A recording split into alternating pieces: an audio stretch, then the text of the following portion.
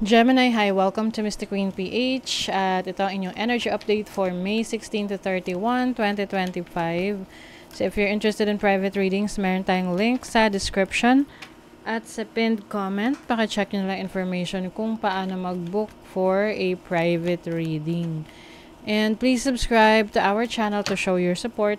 Like, share this video at comment na rin kayo kung kayo ay naka-resonate. Okay, let's see Gemini. What's up? Second half ng May. Energy update. Wow, ang ganda. Victory agad, oh, Gemini. Wow, so this is winning. You are winning, Gemini. Ikaw ay nananalo. O maaring mananalo ka. This can be kung ano man yung sasalihan mo. Mananalo ka. Dahil na rin yan sa sipag mo, sa effort mo, kasi mga bubuyog, mga bees, 'di ba? Napakasipag. Wow, ang ganda. You have infinite potentials, Gemini, with the stars. So maaring itong mga pangarap mo, no, natutupad na. You are experiencing it now and you have gratitude. That's why very thankful ka, grateful ka sa blessings that you are receiving right now. And the more na grateful ka sa kung ano yung meron ka, nare-receive mo na blessings, the more na binibless ka. Kasi nire-recognize mo ang universe, nire-recognize mo si God sa kanyang blessings na binibigay sa'yo. Let's see. You have the Knave of Wands, the High Priestess, and the King of Coins. So, the Knave of Wands is about action, being, parang going, parang ikaw yung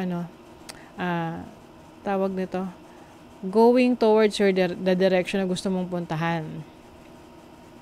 Very passionate ka. Maaring itong passion mo na to related sa trabaho, sa business na gusto mong gawin. With the High Priestess, you are also tapping into your instincts, your intuition, kung ano yung makakabuti for you. This is also knowledge, no? So, kumbaga sa lalaban sa gera, fully equipped ka. Alam mo kung ano yung gagawin mo, alam mo kung ano yung gusto mo, alam mo yung mga, kumbaga, ine-expect mo na pwedeng maging challenges sa'yo, but you are ready. No? Handang-handa ka para doon. Kaya nga dito, merong victory. And I think yung iba sa inyo, low-key. Ibig sabihin yan is, you are working in silence. Tahimik ka lang sa ginagawa mo. Tahimik ka lang na sinisimulan, pinupursue yung iyong pangarap. At magugulat na lang sila. Marami ka na palang achievements. Diba? You have the Eight of Coins, someone who is working really hard, focusing on their craft. Maaring meron ka minamaster na skills, minamaster na knowledge, mga kakayanan mo. You have the Five of Coins. There is something na inaayos mo. I feel like you are fixing your finances right now.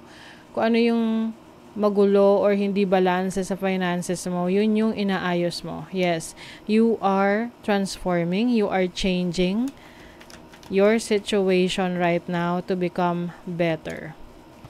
Also have the King of Wands, which is someone na very passionate sa mga ginagawa niya. Also a leader, entrepreneur. So iba sa inyo, kayo ay may negosyo or mayroon kayong investment or kayo ay namumuhunan sa inyong talento, sa inyong skill set para mas lalo nyong mapaunlad yung inyong sarili. I also see travel opportunities for you. Pwedeng unexpected travel to. Itong pag-travel na to, mag-open to ng bagong opportunity sa'yo na mas mapaunlad kung ano yung nasimulan mo. Pwedeng iba, gusto nyo mag-abroad or meron kayong kailangang kausapin abroad or collaboration with others sa ibang bansa for a project. Meron din ditong aalis sa isang trabaho, career, business, or any source of income na alam mong hindi na worth it. Yung parang sinasayang mo na lang yung oras at panahon mo doon. Kaya meron kang susubukang bago. Cross is about your faith, yung iyong paniniwala, yung inyong pananampalataya na kapag may pagsubok, kaya nyo tong malagpasan dahil naniniwala kayo sa kakayanan nyo and also sa grasya ng Diyos na ibibigay sa inyo.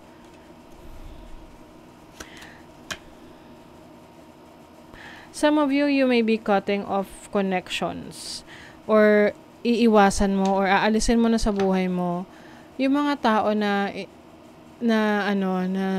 dapat sana ay katuwang mo sa buhay, na tumutulong dapat sa'yo, pero imbis na makatulong, sila pa yung nagdadagdag ng problema.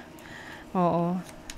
Kasi, alam nyo, may mga ganong scenario talaga na mapapansin mo yan kapag umalis na sa buhay mo yung taong toxic, yung taong nagkikreate lang lagi ng drama sa buhay mo, ng conflict, biglang gagaan yung buhay, no? Biglang maraming mga oportunidad na nag-open sa'yo kasi nga, maaring yung energy ng person na yon ay binablock, hinahadlangan yung mga opportunities that are coming your way.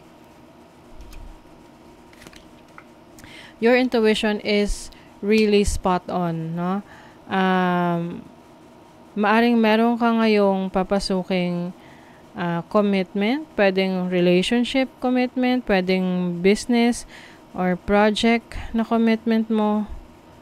And I feel like itong project na to is going to be successful para sa'yo.